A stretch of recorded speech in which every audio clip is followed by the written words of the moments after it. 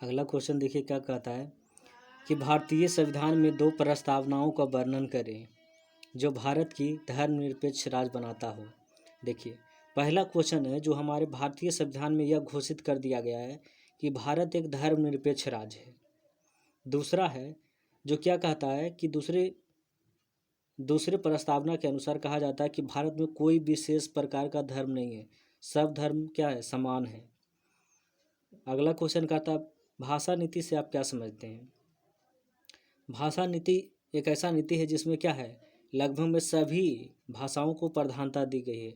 किसी विशेष प्रकार के कोई विशेष भाषा को क्या महत्व पूर्ण तरीके से पूरे भारत में वैसा लागू नहीं किया गया है। अर्थात सभी भाषाओं को क्या किया गया है, समान रूप से अधिकार दिया गया है। इसमें हमारे संविधान में लगभग में 114 भाषा को क्या है सम्मिलित किया गया है। अगला क्वेश्चन कहता है कि भारत को गणतंत्र क्यों कहा जाता है।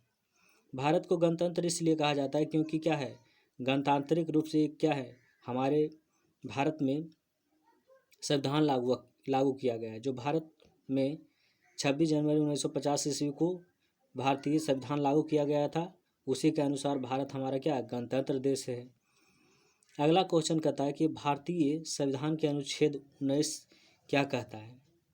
तो भारतीय संविधान के अनुच्छेद 19 है जो क्या है, नागरिक की स्वतंत्रता का अधिकार, अर्थात मूल अधिकार है जो स्वतंत्रता का अधिकार है।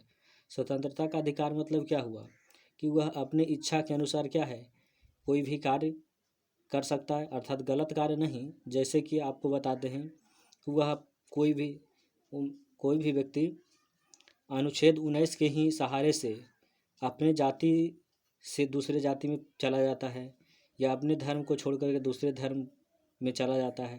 ये अनुच्छेद 19 का क्या है, अनुच्छेद 19 के कारण ही ऐसा कार्य कर सकता है।